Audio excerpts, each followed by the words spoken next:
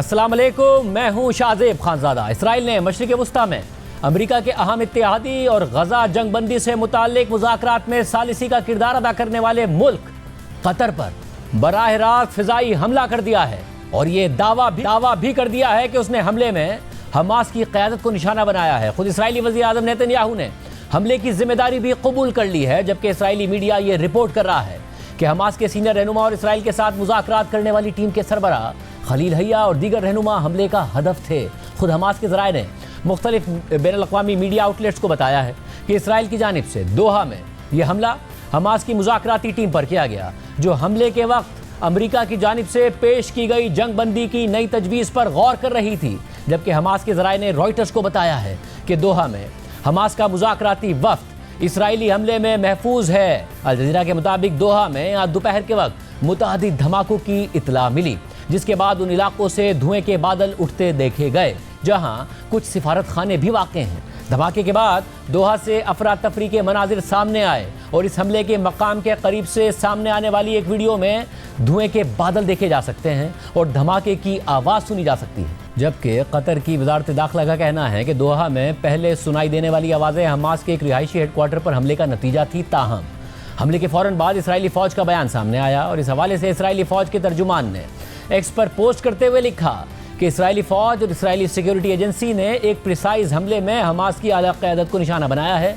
बरसों से हमास की यह क़यादत तंजीम की कार्रवाइयों की निगरानी करती रही है। कार्रवाई से पहले आम शहरियों को नुकसान से बचाने के लिए इक़दामात किए गए, जिनमें दुरुस्त हथियारों का इस्तेमाल और इजाफी इंटेलिजेंस मालूमात शामिल थीं। इसके बाद इसराइली वज़ीर आज़म नेतन्याहू ने इस हवाले से एक्स पर पोस्ट करते हुए लिखा कि आज हमास के आला रहनुमाओं के खिलाफ की गई कार्रवाई मुकम्मल तौर पर एक आज़ादाना इसराइली कार्रवाई थी। ये कार्रवाई इसराइल ने खुद शुरू की, खुद ही अंजाम दी और इसकी मुकम्मल जिम्मेदारी भी इसराइल ही लेता है। जबकि इसराइली मीडिया के मुताबिक एक सीनियर इसराइली ओहदेदार ने बताया है कि अमेरिकी सदर ट्रंप ने कतर में इसराइली हमले की मंजूरी दे दी थी। रिपोर्ट के मुताबिक हमास के रहनुमा खालिद मशअल, जिन्हें 1997 में उर्दन में इसराइल ने कत्ल करने की कोशिश की थी, वो भी उन हमास के रहनुमाओं में शामिल थे जिन्हें इसराइल ने इस इजलास में निशाना बनाया। लेकिन इस सारे मामले पर ताहाल अमेरिका या अमेरिकी सदर ट्रंप की जानिब से कोई बयान सामने नहीं आया है। लेकिन अल जज़ीरा के मुताबिक कुछ रीजनल अमेरिकी फ़ौजी हुक्काम का कहना है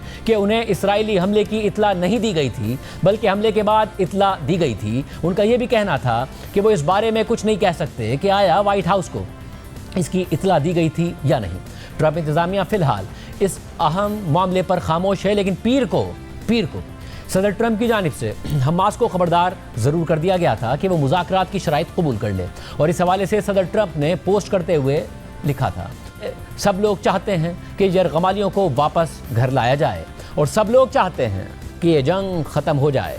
इसराइली मेरी शराइत कबूल कर चुके हैं, अब वक्त है कि हमास भी उन्हें कबूल करे। मैंने हमास को शराइत कबूल ना करने के नताइज से खबरदार कर दिया है और ये मेरी आखिरी वार्निंग है, इसके बाद कोई वार्निंग नहीं होगी। और फिर आज इसराइल ने कतर में हमास की क़यादत पर हमला कर दिया। कतर ने इसराइल की जानिब से होने वाले इस हमले की मजम्मत की है और कतर की वजारत ख़ारजा के तर्जुमान माजिद अल अंसारी ने इस हवाले से जारी एक बयान में कहा है कि कतर इस हमले की सख्त तरीन अल्फाज में मजम्मत करता है, जिसके बारे में उनका कहना है कि यह हमला रिहायशी इमारतों पर किया गया जहाँ हमास के सियासी ब्यूरो के कई अरकान मुकीम थे।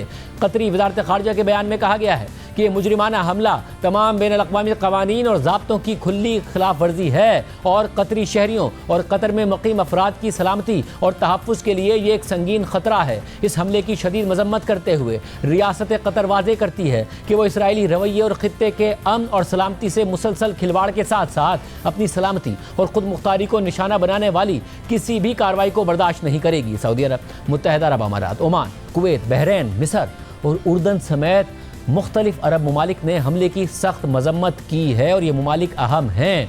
ये ममालिक अहम हैं क्योंकि अमेरिका के इत्तेहादी ख्याल किए जाते हैं और ये ख्याल किया जाता है कि उनकी सिक्योरिटी अमेरिका गारंटी करता है। मगर अमेरिका के एक अहम इत्तेहादी पर इसराइल ने हमला कर दिया है। मजम्मतें सामने आ रही हैं। सऊदी अरब ने कतर पर इसराइली हमले की सख्त तरीन अल्फाज में मजम्मत करते हुए इसे वहशियाना इसराइली जारहियत और ब्रदर रियासत कतर की खुद मुख्तारी की खुली खिलाफ वर्जी करार दिया है। सऊदी बयान में मजीद कहा गया है कि इसराइल के मुजरिमाना इक़दामात और बैनुल-अक़वामी कानून और तमाम आलमी उसूलों की खुली खिलाफ वर्जी के नतीजे में संगीन नताइज बरामद होंगे। सऊदी सरकारी खबर रसाई एजेंसी के मुताबिक सऊदी वली अहद मोहम्मद बिन सलमान ने अमीर कतर से टेलीफोनिक गुफ्तगू करते हुए वाक़े के खिलाफ अपनी मुकम्मल हिमायत का इरादा किया है। इसी तरह मुत्तहिदा अरब अमारात के सीनियर सिफारती मुशीर अनवर करकाश ने कहा है कि मुत्तहिदा अरब अमारात अपनी बरादर रियासत कतर के साथ पूरी तरह खड़ा है और इसराइली हमले की मजम्मत करता है। उन्होंने मजीद कहा कि अरब खलीजी ममालिक की सलामती नाकाबिल तकसीम है, उनका मुल्क इस जारियत का मुकाबला करने में कतर के साथ खड़ा है। इसके अलावा पाकिस्तान, ईरान और तुर्की समेत दीगर ममालिक ने भी इसराइली जारियत की सख्त अल्फाज में मजम्मत की है। वज़ीर आज़म शहबाज शरीफ ने इस हवाले से एक्स पर पोस्ट करते हुए कहा कि पाकिस्तान के अवाम और हुकूमत और अपनी ज़ाती हैसियत में मैं दोहा में इसराइली अफवाज के गैर कानूनी और भयानक बमबारी की शदीद मजम्मत करता हूँ, जिसने एक रिहायशी इलाके को निशाना बनाया और मासूम शहरियों की जानों को खतरे में डाला। इस कठिन वक्त में हमारी गहरी हमदर्दियाँ और यकजहती अमीर कतर, कतरी शाही ख़ानदान और कतर के अवाम के साथ हैं। इसराइल की ये जारियत मुकम्मल तौर पर बिलाजवाज़ है, कतर की खुद मुख्तारी और इलाकाई सालमियत की खुली खिलाफ वर्जी है और एक निहायत ख़तरनाक इश्तियाल अंगेज़ी है जो खित्ते के अमन और इस्तेहकाम को खतरे में डाल सकती है। पाकिस्तान कतर की रियासत के साथ साथ फ़लस्तीन के अवाम के साथ भी इसराइली जारियत के खिलाफ पूरी मजबूती से खड़ा है। इसके अलावा आपसे कुछ देर पहले वज़ीर आज़म शहबाज शरीफ ने कतरी अमीर से टेलीफोनिक रब्ता करके इसराइली हमले की मजम्मत की है। वाज़ेह है कि इसराइल ने हमास की क़यादत को उस वक्त निशाना बनाया जब वो अमरीका की जानिब से पेश की गई जंगबंदी की नई तजवीज़ पर गौर कर रहे थे। हालांकि जंग के दौरान अमरीका ने अक्सर हमास को जंगबंदी के मुआहदे तक पहुंचने में सबसे बड़ी रुकावट करार दिया है। ये भी वाज़ेह हो कि इससे पहले जब अमरीका और ईरान के मुज़ाकरात चल रहे थे और मुज़ाकरात में ब्रेक थ्रू की तवक्कात की जा रही थी, उस वक्त अचानक इसराइल ने ईरान पर भी हमला कर दिया था। और अब जबकि अमरीका हमास को बड़ी रुकावट करार दे रहा था और उनकी पेशकश पर ही गौर किया जा रहा था, असल में इसराइल माजी में कई बार मुज़ाकरात को नाकाम कर चुका है। इसराइली वज़ीर आज़म नेतन्याहू बारहा ये वाज़ेह कर चुके हैं कि वो जंग के मुस्तकिल खात्मे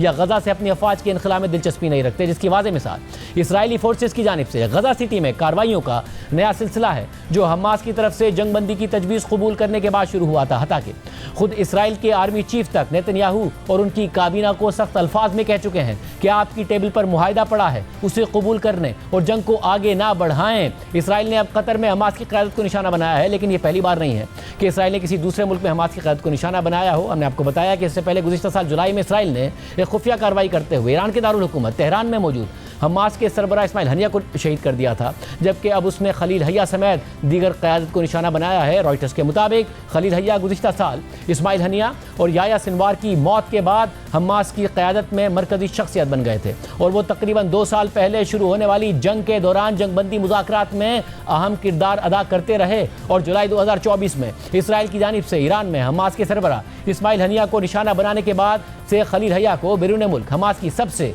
बाअसर शख्सियत के तौर पर देखा जा रहा था। वो उभरे थे और वो हमास की 5 रुकनी लीडरशिप काउंसिल के रुकन हैं जो गुज़िश्ता साल अक्टूबर में गज़ा में याया सिनवार की मौत के बाद से हमास की क़यादत कर रही है। 1960 में गज़ा पट्टी में पैदा होने वाले खलील हय्या 1987 में हमास के क़याम से उसका हिस्सा हैं, जबकि उन्हें गज़ा में कई बार इसराइल टारगेट कर चुका है। खलील हय्या गज़ा में इसराइली हमलों में अपने बड़े बेटे समेत कई करीबी रिश्तेदारों को खो चुके हैं।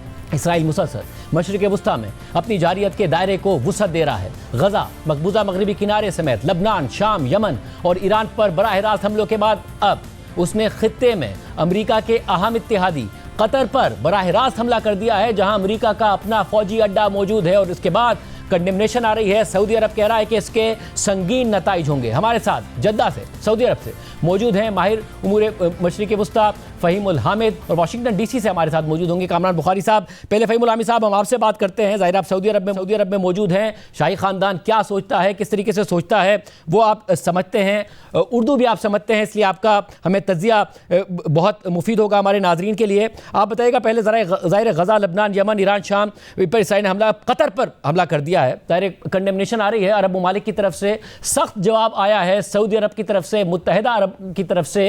अब जो डायलॉग को फैसिलिटेट करने वाला मुल्क है कतर, चाहे तालिबान के साथ अमेरिका के डायलॉग हो उसको फैसिलिटेट करता था, गज़ा के साथ साल से डायलॉग को फैसिलिटेट करता रहा है कतर, अब उस पर हमला होना किस तरीके से देख रहे हैं, किस तरीके से सऊदी अरब में देखा जा रहा है इसको? शुक्रिया ब्रदर खानजादा। बहुत आज इस वक्त इस खित्ते में situation is completely different brother Khanzada. today, आज the Crown Prince, our Crown Prince is the first Saudi leader in the world जिन्होंने अमीर ऑफ कतर को फोन किया और न सिर्फ कंडमनेशन किया बल्कि however brother Khanzada he told the Amir of Qatar that all our strengths, all our ability at the disposal of Qatar. So this stand, brother Khanzada, you are a political person. Saudi Arab ने कहा है वो तमाम तर उनके जो कुछ ताकत है वो कतर के डिस्पोजल पे रखता है. आज today what happened, I don't think it will go as business as usual. Let me tell you, before 3 days UAE ने थ्रेटन किया है अगर ये गजा की सिचुएशन कंटिन्यू रहेगी तो वो ये डिप्लोमेटिक टाइज हैं उसको सेवेयर कर सकती हैं. So I think today the situation is, as I told you, business not as usual. You will not see only condemnation, and I can guarantee you and you can guarantee me कि पाकिस्तान का भी मौक़िफ़ जो है इससे ज़्यादा मजबूत रहेगा. सदर पाकिस्तान के वज़ीर आज़म की तरफ से भी शदीद अल्फाज में इसकी मजम्मत की गई है. ये भी बताया गया सूरत हाल में ज़ाहिर है कतर, सऊदी अरब, इसके अलावा जो दीगर ममालिक हैं वो अमेरिका की तरफ देखते हैं, अपनी सिक्योरिटी गारंटी के लिए अमेरिका की तरफ देखते नज़र आते हैं. अब ऐसे वक्त में अमेरिका की मर्ज़ी के बगैर इसराइल का हमला कर देना या फिर मर्ज़ी से इसराइल का हमला कर देना, दोनों को कितना ख़तरनाक समझा जा रहा है वहाँ? ये इन वेरी सीवियरली खतरनाक, इंतहाई खतरनाक. क्यों?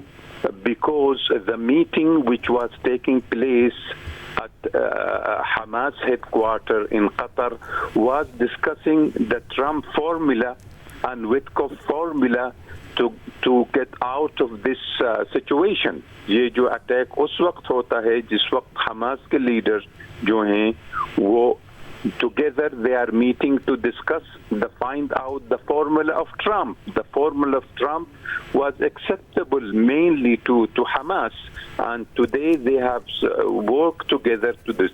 इस वक्त जब हमास जो है उस डिस्कशन को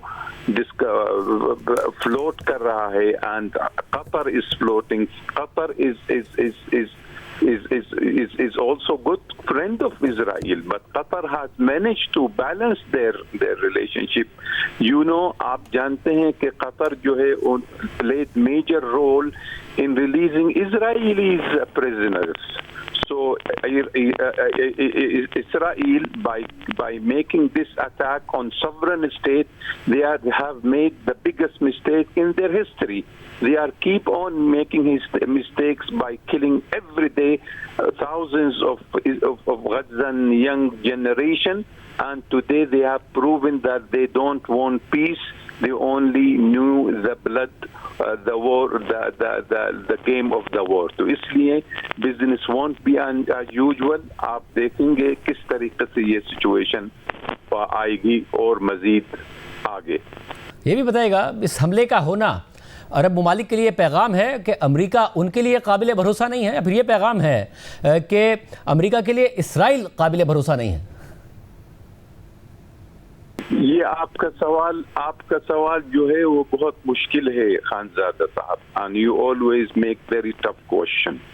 Now you know, आप अच्छे तरीके से रीड करें the ground reality. सबसे पहले we are having an offer by America.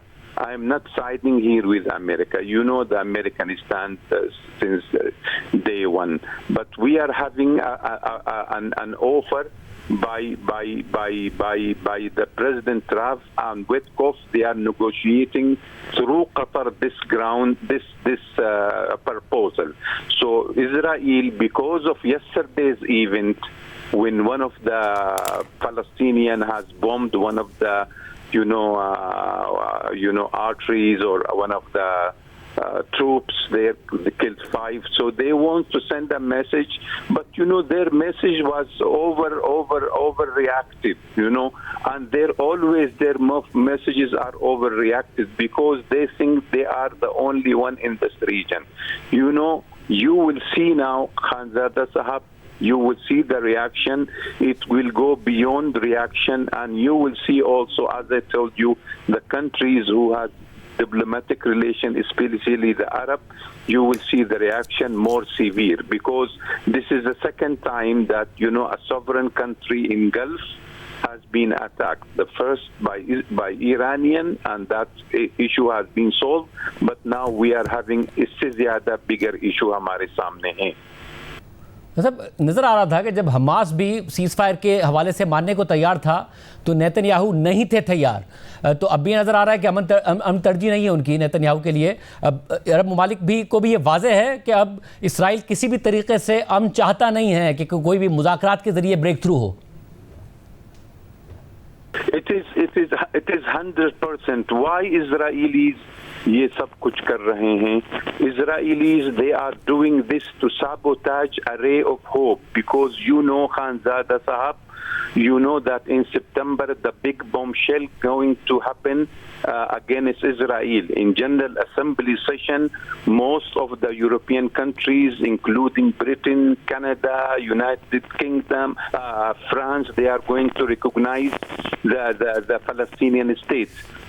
So Israeli forces, brutal forces, the Zionists, this regime, they are trying to do this to sabotage any ray of hope. मैं आपसे completely मुत्तफिक होता हूँ कि ये act of barbarism जो is happening in Israel, they are trying to kill any ray of hope of peace in the region. बहुत शुक्रिया नाज़रीन गुफ्तगू. हम आपको एक ख़बर भी बताते चलें. जो हम बता रहे थे कि वज़ीर-ए-आज़म शहबाज शरीफ का अमीर क़तर से टेलीफोन पर रब्ता हुआ है. वज़ीर-ए-आज़म शहबाज शरीफ की दोहा में इसराइली हमले की मज़म्मत. वज़ीर-ए-आज़म शहबाज शरीफ ने अमीर क़तर से जानी और माली नुकसान पर दुख का इजहार किया. इसके अलावा वज़ीर-ए-आज़म ने इसराइल की दोहा में गैर कानूनी और संगीन बमबारी की शदीद मज़म्मत की. वज़ीर-ए-आज़म ने अमीर क़तर, शाही ख़ानदान और क़तर की आवाम के साथ इज़हार यकजहती किया. ये इस वक्त ब्रेकिंग न्यूज़ आपके सामने आ रही है. कामरान बुखारी साहब इस वक्त हमारे साथ मौजूद हैं. बुखारी साहब, बहुत शुक्रिया हमें शो ज्वाइन करने के लिए. बुखारी साहब, ज़ाहिर है अभी अमेरिका की तरफ से तो कोई मौक़िफ़ नहीं सामने आ रहा है, मगर ट्रंप ने धमकी दी थी हमास को कि शराइत कबूल करो वरना इसके नताइज होंगे. इसराइल कह रहा है हमने किया जो भी किया. कितना संगीन मामला है ये कि पहले ज़ाहिर है लबनान हो, शाम हो, दीगर ममालिक में तो मुसलसल बमबारी कर रहा था और गज़ा में भी, मगर कतर में बमबारी करना.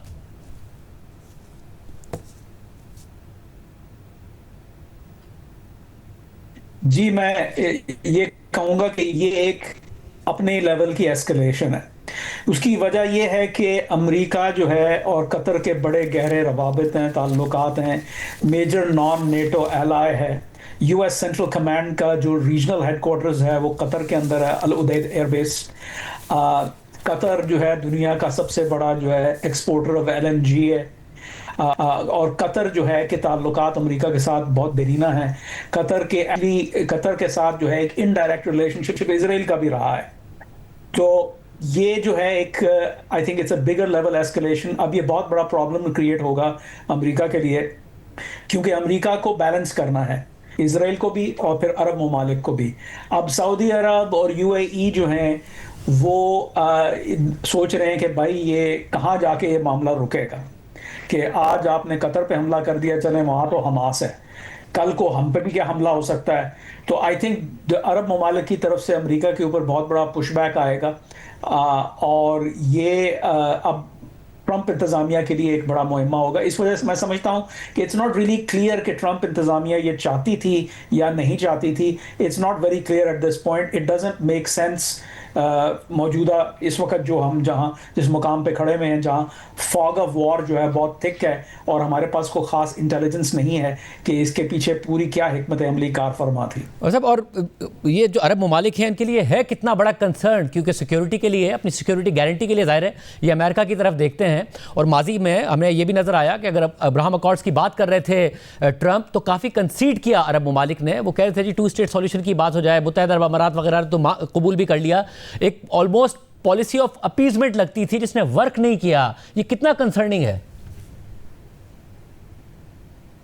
जी, ये बिल्कुल उनके लिए कंसर्निंग है, क्योंकि अब देखें, सही है आपने कहा कि इन ममालिक का इन्हिसार अमेरिका पे है अपनी नेशनल सिक्योरिटी के हवाले से.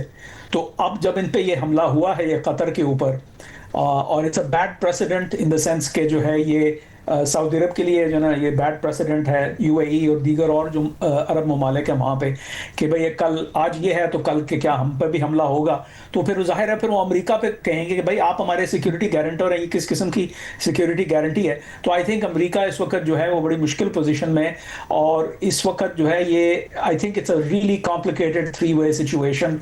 एक तरफ इसराइल है, दूसरी तरफ एक और एलाई है, दोनों एलाइज हैं। और जो है इससे पहले ईरान पे हमला हुआ तो चले, ईरान जो है वो इजराइल के भी खिलाफ है, अमेरिका के भी खिलाफ है, लेकिन ये जो हुआ है ये it's like I said it's in a league of its own, इसकी जियोपॉलिटिकल सिग्निफिकेंस। मतलब और ज़ाहिर इसराइल के साथ खड़ा रहा है अमेरिका, मगर आप समझते हैं ये भी अनप्रेसिडेंटेड है कि एक ट्रंप की इंतज़ामिया में कि जितना इसराइल ने एक्ट किया कि ईरान के साथ मुज़ाकरात हो रहे थे उस वक्त हमला कर दिया, ज़ाहिर अमेरिका खड़ा हो गया बाद में, अब ये मुज़ाकरात हो रहे हों और उसी चीज़ पर डिलिब्रेशन हो रही हो कि जो प्लान है ट्रंप का सीज़ फायर के हवाले से, क्या इसराइल ज़्यादा बेकाबू है ट्रंप इंतज़ामिया के अंडर?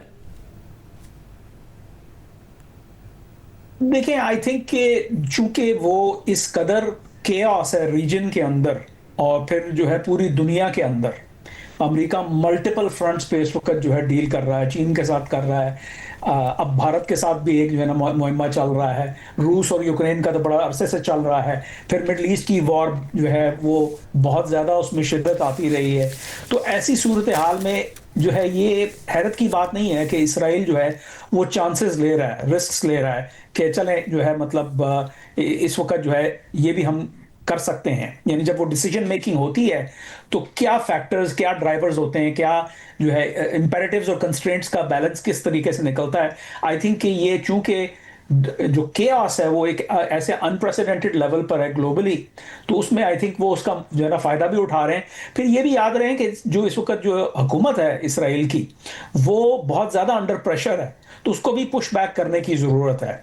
तो वो जो है I think this was the decision, like I said it's too early to say anything जो है ना डेफिनेटिवली, लेकिन जो इस वक्त जो मुझे नज़र आ रहा है वो ये है कि this is a really complicated, जो अगर पहले कॉम्प्लिकेटेड था मामला तो अब तो it's exponentially far more complicated.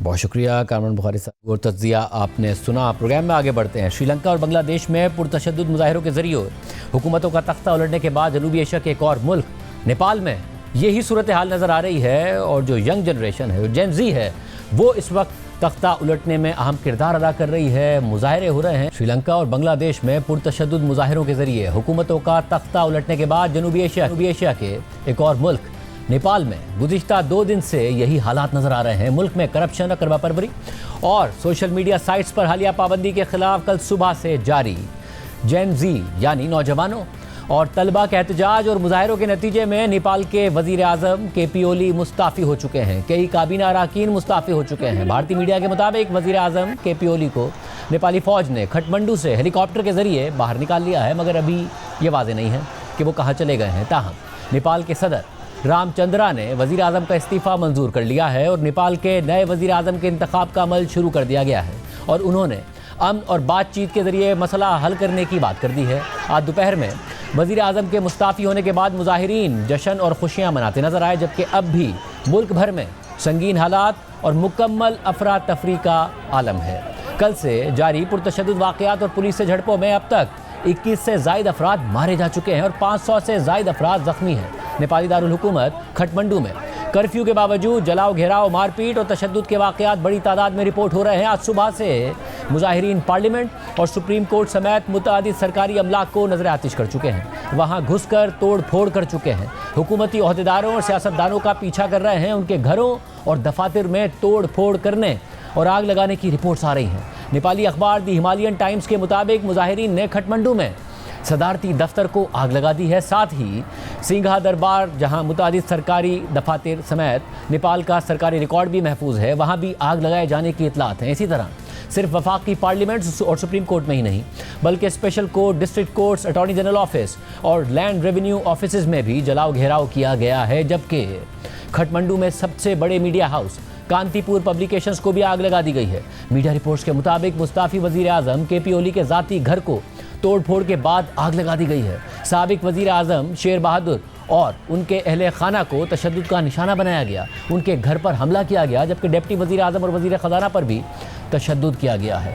इसी तरह नेपाल की सबसे बड़ी सियासी जमात नेपाली कांग्रेस के दफ्तर पर भी हमला किया गया है, जबकि भारतीय मीडिया के मुताबिक एक अफसोसनाक वाक़े में साबिक नेपाली वजीर आज़म जलनाथ खरल की अहलिया घर पर लगने वाली आग से झुलसकर हलाक हो गई हैं। इस पूरी सूरत हाल में नेपाली आर्मी, पुलिस और दीगर सरकारी इदारे मुजाहिरीन से अमन और तहम्मुल का मुजाहरा करने की अपील कर रहे हैं। नेपाली आर्मी चीफ ने कौम से खिताब करते हुए अमन की बहाली की अपील की। इसी तरह खटमंडू के मेयर ब्लेंडर शाह ने मुजाहिरीन से कहा कि आपका कातिल मुस्ताफ़ी हो चुका है, मुल्क के वसाइल का नुकसान सबका मुश्तरका नुकसान है, इसलिए सरकारी अमलाक को नुकसान ना पहुँचाएं। अब हमें बर्दाश्त करना होगा, अब आपकी नस्ल को मुल्क की क़यादत करनी है, तैयार रहें। फ़ौज के सरबराह से बातचीत के लिए भी तैयार रहें। खटमंडू के मेयर का यह बयान इसलिए भी अहमियत रखता है क्योंकि वो खुद भी नई नस्ल से ताल्लुक़ रखते हैं और भारतीय मीडिया के मुताबिक उन्हें जेन ज़ी की हिमायत भी हासिल है और वो अगले वज़ीर आज़म के मुमकिना उम्मीदवार हो सकते हैं। वैसे तो नेपाल में कल सुबह से शुरू होने वाले एहतजाजी मुजाहिरों के पीछे मुतादिद वजूहात हैं, जिनमें करप्शन, अकरबा परवरी से लेकर सियासी अदम इस्तेहकाम शामिल है। मगर हालिया एहतजाज के लिए जेन ज़ी के जज्बात को भड़काने की वजह हुकूमत की तरफ से फेसबुक, व्हाट्सएप और यूट्यूब समेत कई सोशल मीडिया साइट्स पर पाबंदी लगाने का हालिया फैसला था। नेपाली हुकूमत ने हाल ही में अपने एक फैसले के जरिए सोशल मीडिया साइट से कहा था कि वो 1 हफ्ते के अंदर नेपाली हुकूमत के साथ रजिस्टर्ड हो जाएं और फिर ये डेडलाइन 3 सितंबर को ख़त्म हो गई, जिसके एक दिन बाद हुकूमत ने नेपाली टेलीकम्युनिकेशन अथॉरिटी को हुक्म दिया कि वो इन वेबसाइट्स को बंद करे जो हुकूमती हिदायत पर अमल नहीं कर रही हैं। जिसके बाद नेपाल में 26 सोशल मीडिया प्लेटफॉर्म्स को बंद कर दिया गया, जिनमें व्हाट्सएप, फेसबुक, इंस्टाग्राम, लिंक्डइन और यूट्यूब शामिल हैं। ताहम रॉयटर्स के मुताबिक कुछ प्लेटफॉर्म्स जैसे कि टिकटॉक, वाइबर और वीटॉक ने नेपाली हुकूमत के साथ रजिस्ट्रेशन करवा ली थी, मगर अचानक अहम सोशल मीडिया साइट्स पर पाबंदी के हुकूमती फैसले ने नौजवानों, खुसूसन तलबा को इश्तियाल दिला दिया और आखिरकार वो कल सुबह सड़कों पर निकल आए। मगर फिर ये मुजाहिरे सोशल मीडिया साइट्स की बंदिश तक ही महदूद नहीं रहे, बल्कि मुल्क के मजमूई मसाइल को मौजू बनाते हुए हुकूमत के खिलाफ बाकायदा मुहिम शुरू कर दी गई और साथ ही हुक्मरानों की शाहाना तर्ज ज़िंदगी के हवाले से नेपो किड्स जैसी इस्तिलाह सोशल मीडिया पर टॉप ट्रेंड बन गई। इस दौरान मुजाहिरीन की पुलिस के साथ झड़पें भी हुई, जिसके नतीजे में कल ही 19 अफराद मारे गए थे, जबकि मुतादिद ज़ख्मी हो गए थे। लेकिन फिर रात को हुकूमत ने सोशल मीडिया साइट्स पर से पाबंदी उठा ली थी, लेकिन जेन ज़ी के मुजाहिरे ख़त्म होने के बजाय बेकाबू हो गए और आज सुबह से पार्लियामेंट और सुप्रीम कोर्ट समेत मुतादिद सरकारी अमलाक में जलाओ घेराव किया जा रहा है, तोड़ फोड़ की जा रही है। यहाँ तक कि कई वज़रा समेत वज़ीर आज़म को भी मुस्ताफ़ी होना पड़ा है और अब एक नए वज़ीर आज़म के इंतखाब पर गौर किया जा रहा है। नेपाल में कल सुबह अचानक शुरू होने वाले गैर मामूली मुजाहिरों के हवाले से अल जज़ीरा से बात करते हुए नेपाली सहाफ़ी रामियाता लिम्बो ने बताया कि खटमंडू की सड़कों पर ऐसा लगता है कि जैसे किसी के पास कंट्रोल ही नहीं है।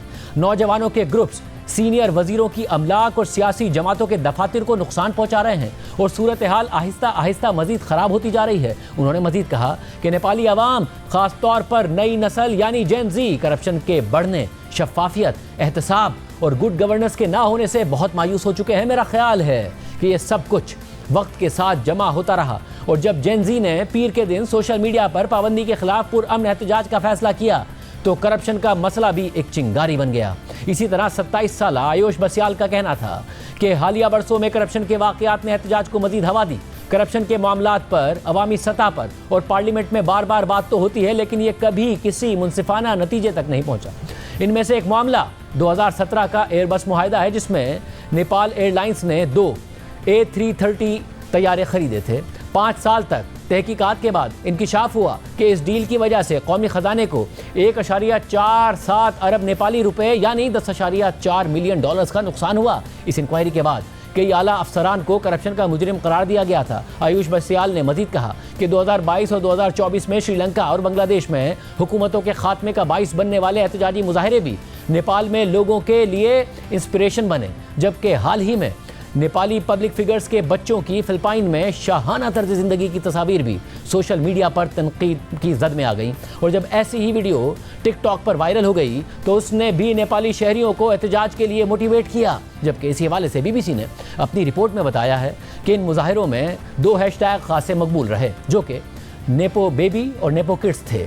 नेपो दरअसल अकरबा परवरी के लिए इस्तेमाल होने वाली मुख्तसर इस्तिलाह है जिसका मतलब यह है कि कैसे अशराफिया सिर्फ अपने ख़ानदान के फ़ायदे को देखते हैं। ये इस्तिलाहात गुज़िश्ता चंद हफ्तों से नेपाल के सोशल मीडिया पर खासी मकबूलियत हासिल कर रही हैं और ऐसी बहुत सी वीडियोज़ भी वायरल हुई हैं जिनमें सियासतदानों के शाहाना तर्ज ज़िंदगी को दिखाया गया। मुजाहिरीन का कहना है कि सियासतदान अवाम के पैसे पर शाहाना ज़िंदगी गुजारते हैं जबकि आम लोग जिद्दोजहद करते हैं। टिकटॉक और इंस्टाग्राम पर वायरल वीडियोज़ में सियासी ख़ानदानों के शाहाना तर्ज ज़िंदगी का मवाजना आम लोगों की ज़िंदगी के साथ किया गया। इन वीडियोज़ के मुताबिक अशराफिया डिज़ाइनर कपड़े, गैर मुल्की दौरों और लग्जरी गाड़ियों से लुत्फ़अंदोज़ होते हैं जबकि मुल्क के नौजवान तबके को बेरोज़गारी का सामना करना पड़ता है। इन मुजाहिरों के नारे अदम मुसावात के साथ साथ गहरी मायूसी की अलामत भी बन गए। सिर्फ यही नहीं, नेपाल में हुकूमतों की नाअहली और सियासी निज़ाम की कमज़ोरी की एक और बड़ी वजह भी सामने आई है। एक तरफ जहाँ कई सालों से नेपाली अवाम और नौजवान मुल्क में करप्शन, अकरबापरवरी, महंगाई, बेरोज़गारी और हुकूमती नाअहली पर शदीद गुस्से और नाराज़गी का इजहार कर रहे थे, तो वहीं दूसरी तरफ 2008 में बादशाहत के खात्मे और मुल्क को जमहूरिया करार देने के बाद से अब तक सिर्फ 17 सालों के दौरान ही मुल्क में 13 हुकूमतें आईं और चली गईं, यानी एक भी मुस्तहकम सियासी हुकूमत नहीं बन सकी। अल जज़ीरा की नेपाल में 2008 के बाद से 13 हुकूमतें तब्दील हुई हैं मगर मौजूदा हालात सबसे बदतरीन हैं। ये 2006 के उन हालात से भी बहुत ज़्यादा पुरतशद्दुद हालात हैं कि जब बगावत के ज़रिए नेपाल के आखिरी बादशाह को अपने एग्जीक्यूटिव इख्तियारात छोड़ने पर मजबूर किया गया था। उस वक्त कम अज़ कम 18 अफराद हलाक हुए थे और फिर 2 साल बाद नेपाली पार्लियामेंट ने बादशाहत ख़त्म करने के हक़ में वोट दे दिया था। मगर वक्त के साथ साथ बहुत से नेपाली अवाम मौजूदा निज़ाम से मायूस हो गए हैं और कहते हैं कि ये निज़ाम सियासी इस्तेहकाम लाने में नाकाम रहा है। मार्च में खटमंडू में साबिक बादशाह के हामियों और पुलिस के दरमियान झड़पों में 2 अफराद हलाक हो गए थे। ये रैली बादशाहत की बहाली के मुतालबे के लिए निकाली गई थी। रिपोर्ट के मुताबिक अगरचे वज़ीर आज़म KP ओली ने इस्तीफ़ा दे दिया है लेकिन ये वाज़ेह नहीं है कि मुजाहिरीन यहीं पर रुकेंगे या नहीं, क्योंकि उनमें से बहुत से लोग हुकूमत के खात्मे का भी मुतालबा कर रहे हैं। ऐसे इकदाम नेपाल में मजीद अदम इस्तेहकाम पैदा कर सकते हैं। जहाँ 2008 से अब तक 13 हुकूमतें आ चुकी हैं मगर अब गुज़िश्ता 2 दिन के एहतजाज में शरीक नौजवान या जेनज़ी कह रहे हैं कि अब नेपाल की बागडोर नौजवानों के हाथ में आ गई है। देश हमारा है, ये जिंजी लोग का देश है। ये नेता लोग सब भाग गया, ये नेता लोग काम चोर है, भ्रष्टाचारी है और ये देश के लिए ये जिंजी ने 2 दिन में सब कुछ कर दिया। ये इस नेता सब ने हमारा 19 वर्ष खा दिया और अब हम लोग का प्रधानमंत्री होना चाहिए और अब हम ये पार्टी का नेता नहीं मानते हैं। आज हमारे नेपाल में संसद भवन ने पूरे जनता ने मिलके, जेनजी ने मिलके आज आग लगा दिया है। कल नेपाल पुलिस ने जितना ज्यादा किया है ना, कल कमती में 19 लोगों को, स्टूडेंट को नेपाल पुलिस ने चुन के गोली मारा। उसने सीधा यहाँ पर मारा है, डायरेक्ट वो मर गया है। ये जो हुआ है ना, ये इतना कुछ ये सोशल बैंडिंग के लेके नहीं हुआ है। हम लोगों को चाहिए यूथ लीडर चाहिए। अब हम लोग परिवर्तन खोज रहे हैं। ये पूरे लोग है ना, ये पूरे लीडर है ना, वो हम लोग अब वक्त हो गया है। अब नहीं चाहिए, हमारा यूथ चाहिए। अब सब जेनजी का मांग है यूथ। अब स्टूडेंट को ऐसे तरीके से मारेंगे तो कौन सा देश चलेगा? ये सब बहुत क्रूरल देश जैसा हो गया, क्रूरल शासन हो गया। ये तो गोली का शासन ऐसा नहीं चलता है, कोई देश में ऐसा नहीं चलता है। ये एशिया में ऐसा कम्युनिस्ट शासन में आता है, इतना छोटे देश में तो कैसे चलेगा? तो कभी भी ऐसा नहीं चल रहा है। हम लोग का डेमोक्रेसी लाया है, इतने आदमी मर के डेमोक्रेसी लाया। ये ऐसा डेमोक्रेसी किसको चाहिए? किसी को डेमोक्रेसी ऐसा नहीं चाहिए। आप लोग देख रहे हैं संसद भवन कितना जल रहा है। यहीं पर नेता लोग अपना भ्रष्टाचारी लुकाते हैं, बैठते हैं। अब क्या हो रहा है देखिए, आज सभी नेता लोग का घमंड तो टूट ही गया है ना, आप लोग भी देख रहे हैं। दिन में हमने खटमंडू में एहतजाज के दौरान नेपाली गुलकार मदन गोपाल से बात की थी, जो खुद पार्लियामेंट में होने वाले एहतजाज में मौजूद थे और वो आर्ट्स काउंसिल में मुनक्किद होने वाले वर्ल्ड कल्चरल फेस्टिवल के सिलसिले में पिछले साल कराची भी आए थे। देखिए उन्होंने हमें क्या हालात बताए थे। मदन, आप इस वक्त वहाँ मौजूद हैं, आपके पीछे भी एहतजाज हो रहे हैं। हमें बताइएगा क्या ऐसा हुकूमत ने किया था कि इतनी ज़्यादा लोग नाराज़ हो गए और ये एहतजाज हो रहे हैं? मैं अभी नेपाल का पार्लियामेंट हाउस जल के जेनजी ने हाँ कर दिया, वहाँ से बोल रहा हूँ। हाल नेपाल का सिचुएशन के बारे में जियो टेलीविज़न के दर्शक के लिए, पाकिस्तानी दर्शक के लिए मैं कुछ बात सिचुएशन ऑफ नेपाल का बात बोलने जा रहा हूँ। देखिए, युवा पुस्ता, जेनजी पुस्ता ये पॉलिटिकल करप्शन से पहले से ये बहुत ये गुस्से में थे, लेकिन जब एक इशू हुआ नेपाल गवर्नमेंट ने सोशल साइट को बंद करने के लिए, उसके बाद जेनजी ग्रुप ने, ऐसे सोशल जेनजी ग्रुप ने, इसका लीडर अभी कोई नहीं है, सभी लोग हैं। जेनजी ग्रुप ने इसके सोशल साइट में रिवोल्यूशन के लिए, एंटी करप्शन के लिए और यूथ के राइट्स के लिए उन्होंने 4 सितंबर को उन्होंने ऐलान किया फेसबुक में, और 8 सितंबर में ये आंदोलन हुआ था। और गवर्नमेंट ने इस तरह का आंदोलन जिसमें कॉलेज लोग के विद्यार्थी थे, जेनजी ग्रुप का विद्यार्थी स्कूल ड्रेस में थे, कॉलेज ड्रेस में थे, गवर्नमेंट ने कातिल किया। जेनजी ग्रुप का मानना है कि कातिल किया, गवर्नमेंट ने 17-18 लोग का कातिल किया। उसके बाद ये सिचुएशन हुआ है। मतलब आप खुद भी एहतजाज में शामिल रहे हैं, क्या आप लोगों को ये डर था कि फोर्सेस गोलियां चला देंगी, लोगों को मार डाला जाएगा, या जो एहतजाज हो रहे हैं वो इस हद तक फैल जाएंगे कि जलाओ घेराव किया जाएगा और दूसरी तरफ लोग मर जाएंगे? मैं पहले दिन तो मैं अपने काम में थे, लेकिन जेनजी ग्रुप का ये रिवोल्यूशन थे, इसलिए हमने उसको मोरल सपोर्ट किया, लेकिन फिजिकली तो अटेंड नहीं किया। मेरे को ऐसा नहीं लग रहा था, क्योंकि गवर्नमेंट ने स्कूल ड्रेस के बच्चे के लोग अपने थर्ड जनरेशन के लोगों को कैसे कातिल करता है, ये तो मेरे को समझ में नहीं था, लेकिन गवर्नमेंट ने कातिल किया, इसलिए ये बहुत बुरा हाल हुआ। मगर अब आगे क्या करना है, ये जेनजी को क्लियर है या वो सोच रहे हैं इनकलाब आ गया है और बस यही लाना था, या आगे क्या होगा, नई गवर्नमेंट बनेगी, सिस्टम बदलेगा, क्या होगा?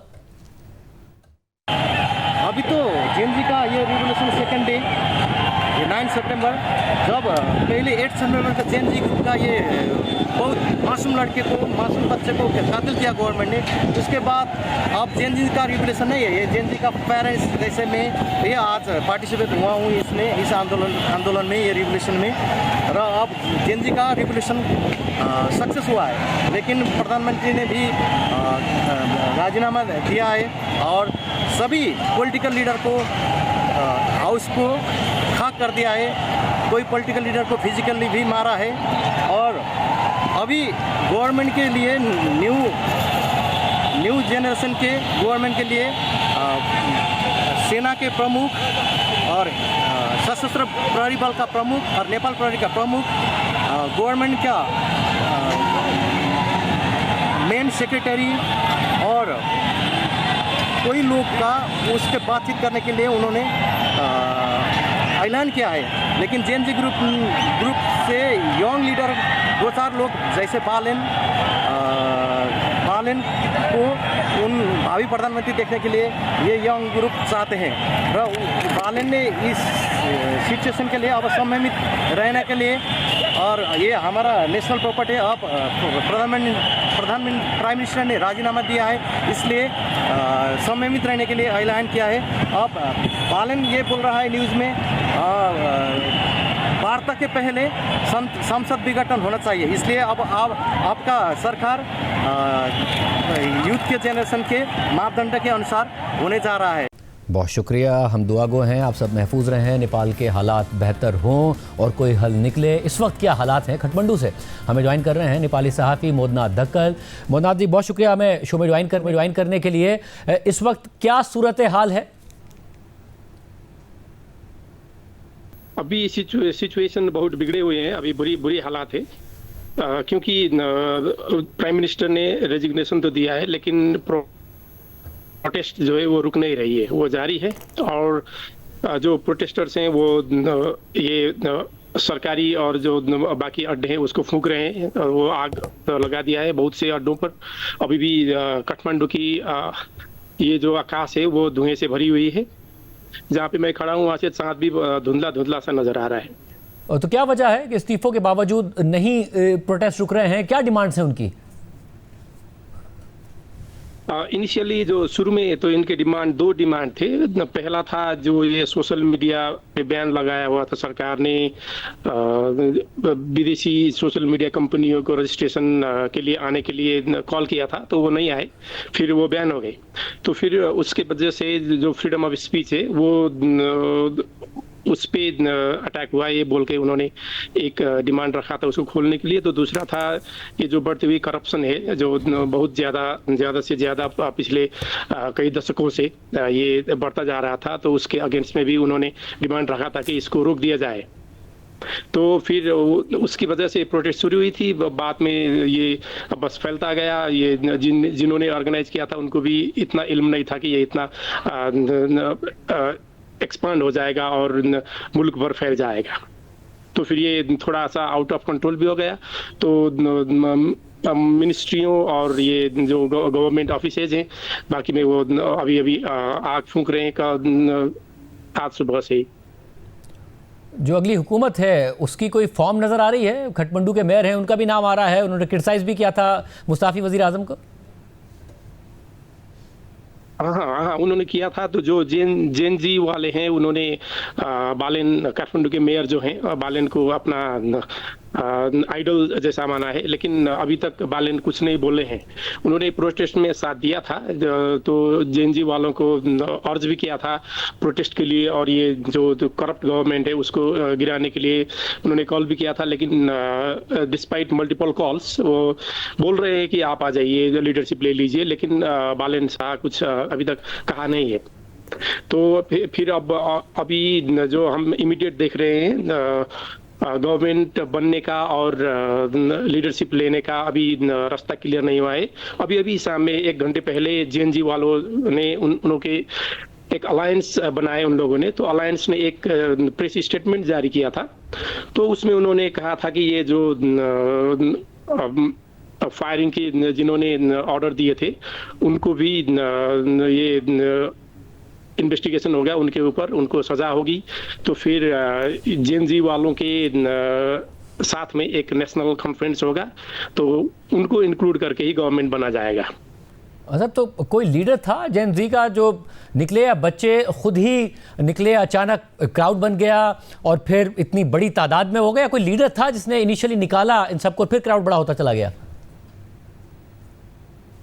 नहीं था, लीडर नहीं था। ये अनलाइक जैसे अभी हम वो इंडोनेशिया में और बांग्लादेश में जो हम देखे हैं, ये मॉडल बांग्लादेश जैसा ही था हमारा ये प्रोटेस्ट का। जिस तरह से ये शुरू हुआ, ये उभरता आया और बाद में जिस तरह से वैंडलिज्म की ओर भी चला गया। तो फिर लीडर कोई नहीं था। एक लूज अलायंस है, जेएनजी अलायंस कह के, वो इसका नाम पहले सुना तक नहीं था हमने। अभी 2-3 दिन में एक वीक हो गया है, तभी इनका जो चर्चा शुरू हुआ है। बहुत शुक्रिया, वो ना तफसीलात बता रहे। सूरत हाल है, एक ब्रेक शामिल करते हैं, छोटा सा ब्रेक है, उसके बाद एक और अहम खबर आपके सामने रखेंगे।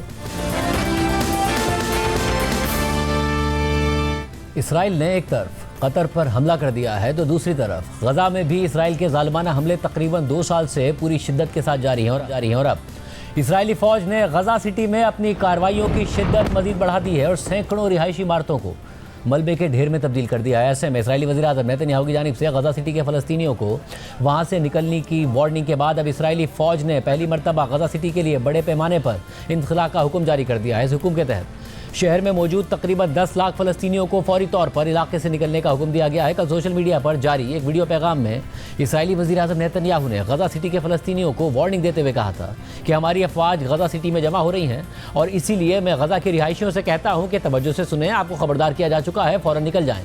नेतन्याहू की इस वार्निंग के बाद आज इसराइली फोर्सेस की जानिब से गजा सिटी की तबाहशुदा इमारतों और खैमा बस्तियों में मुकीम फ़लस्तीनियों पर हज़ारों की तादाद में इनखला के पैम्फलेट्स फेंके गए, जिनमें उन्हें वहाँ से निकलने का हुक्म दिया गया। इनखला के इन ताज़ा इसराइली अहकामात से गजा के लाखों फ़लस्तीनियों में खौफ की नई लहर दौड़ गई है, जो कि पहले ही इसराइल की मुसल्लत करदा भूख और बमबारी के हाथों मर रहे हैं। सिर्फ यही नहीं, गजा सिटी में नई ज़मीनी कार्रवाई से पहले गुज़िश्ता कई दिनों से इसराइली फ़ौज शहर की रिहायशी इमारतों को मलबे के ढेर में तब्दील कर रही है। गजा के सिविल डिफेंस के मुताबिक पिछले 3 दिनों के दौरान इसराइली फ़ौज ने 5 बुलंदोबाला इमारतों को बमबारी से निशाना बनाया, जिनमें हर एक की 7 से ज़्यादा मंजिलें थीं। इन इमारतों में मजमूई तौर पर 209 फ्लैट्स थे, जबकि इसराइली फोर्सेस ने इस दौरान 350 से ज़्यादा खैमे भी तबाह कर दिए हैं, जिनमें से हर एक में कम अज़ कम 10 अफराद रिहाइश पजीर थे। सारी सूरत हाल में गजा की वजारत सेहत के मुताबिक गुज़िश्ता 24 घंटों के दौरान 83 फ़लस्तीनियों की लाशों और 223 ज़ख्मी फ़लस्तीनियों को गजा के मुख्तलिफ अस्पतालों में मुंतकिल किया गया, जबकि अक्टूबर 2023 से अब तक गजा में शहादतों की मजमूई तादाद 64,605 हो चुकी है और ज़ख्मियों की तादाद भी 1,63,000 से तजावुज़ कर गई है। इसके अलावा इसराइल की जानिब से इमदाद पर कंट्रोल की वजह से पूरे गजा में ग़िज़ाई क़िल्लत भी संगीन से संगीन तर होती जा रही है और आज भी कम से कम 6 फ़लस्तीनी भूख की वजह से दम तोड़ चुके हैं, जिसके बाद गज़ा में भूख से मरने वालों की तादाद बढ़कर 399 हो गई है। गज़ा में जारी इन इंसानियत सोज इक़दाम और इमदादी सामान के अदम तरसील के ख़िलाफ़ दुनिया के मुख्तलिफ ममालिक से ताल्लुक़ रखने वाले इंसानी हुकूक़ के कारकुनों ने इसराइल की नाकाबंदी को तोड़ने और जंग ज़दा गज़ा तक इंसानी इमदाद पहुँचाने के मकसद के तहत ग्लोबल स्मूथ फ्लोटेला गज़ा की तरफ गामज़न है। ताहम आज ट्यूनिस के एक पोर्ट के करीब इस फ्लोटेला के लीडशिप पर एक मुश्तबा ड्रोन के ज़रिए हमला हुआ। इस हमले की सामने आने वाली वीडियो में देखा जा सकता है कि हमले के फ़ौरन बाद कश्ती के मरकज़ी डेक पर आग देखी जा सकती है। आज के प्रोग्राम में इतना ही, इजाज़त दीजिए, अल्लाह हाफ़िज़।